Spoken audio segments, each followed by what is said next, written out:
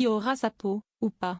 Alors que la nomination de Michel Barnier à Matignon devrait enterrer toute proposition d'abrogation de la réforme des retraites par le nouvel exécutif. Les élus du nouveau Front populaire, NFP, et du Rassemblement national, RN, espèrent toujours revenir sur le texte promulgué en avril 2023. Sans garantie, bien sûr, de pouvoir s'entendre pour le faire tomber ensemble. Invitée de RTL ce vendredi 6 septembre matin, Lucie Castet, la candidate déçue du NFP à Matignon, indique que le nouveau Front populaire a déjà déposé une proposition de loi qui demande l'abrogation de la réforme des retraites et demande son inscription à l'ordre du jour de l'Assemblée nationale.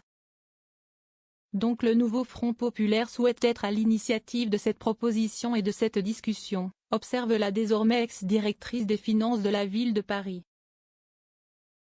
Or, le RN est également opposé à la réforme des retraites depuis des années.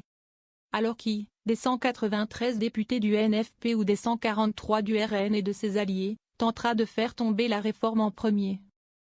Si est-il un projet qui a été porté depuis le départ, depuis le premier jour, par le nouveau Front populaire. Il me semble que ce n'est pas tout à fait le cas du Rassemblement national, qui a beaucoup tergiversé sur ce sujet, estime Lucie Castet. Une référence tacite à la confusion créée par l'alliance conclue avec le président des Républicains, LR, Éric Ciotti, avec le RN à la suite de la dissolution de l'Assemblée.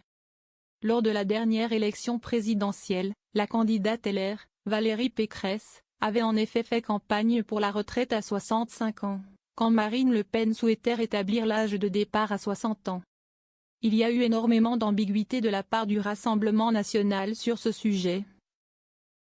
Martèle Lucie Castet, qui ne s'attend pas à une forme de continuité sur ce sujet, là où le nouveau Front populaire a toujours été très clair, poursuit-elle.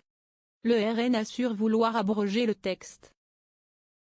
Assis dans ce même studio de RTL quelques minutes avant Lucie Castet, Louis Alliot, maire RN de Perpignan, confirmait pourtant que le RN comptait profiter de sa niche parlementaire du 31 octobre pour proposer une abrogation pure et simple de la réforme. Oui bien sûr, on l'a dit, on s'y tiendra, déclare l'ancien compagnon de Marine Le Pen, battu par Jordan Bardella à la présidence du parti à la Flamme en 2022. Ça a été un leitmotiv de notre campagne, et si est attendu par plus de 70% des Français, affirme l'élu. Cette réforme est une mauvaise réforme, elle s'est faite au forceps et il conviendra de revenir dessus, continue-t-il. Louis Alliot a par ailleurs établi que le sujet avait été évoqué par Marine Le Pen et Emmanuel Macron lors de leur entretien lundi 26 août à l'Élysée. Le NFP votera-t-il avec le RN ? L'Assemblée nationale reprenant ses travaux le 1er octobre prochain, si est bien le NFP qui pourra théoriquement tenter en premier d'abroger le texte. Toutefois, l'ordre du jour de la Chambre basse est décidé par la conférence des présidents, qui réunit la présidente de l'Assemblée, ses vice-présidents, les présidents des commissions permanentes, les rapporteurs généraux de la Commission des affaires sociales et de la Commission des finances, de l'économie générale et du plan, le président de la Commission des affaires européennes et enfin les présidents des groupes. Le NFP n'étant pas seul décisionnaire au sein de cet organe, il n'a aucune certitude que son texte soit inscrit à l'ordre du jour, tandis que le RN aura bel et bien ce pouvoir 4 semaines plus tard, le 31 octobre. Si c'était le parti d'extrême droite qui proposait en premier l'abrogation du texte, le vote des députés NFP est incertain. On verra, a simplement dit Lucie Castet ce vendredi matin. Le NFP pense que le sujet sera posé avant par ses forces politiques à l'Assemblée nationale à l'agenda, si est en tout cas le souhait qui est formulé, évoque-t-elle. Hautement politique, le sujet de la réforme des retraites aurait été l'un des principaux points de blocage de la non-nomination de Bernard Cazeneuve à Matignon.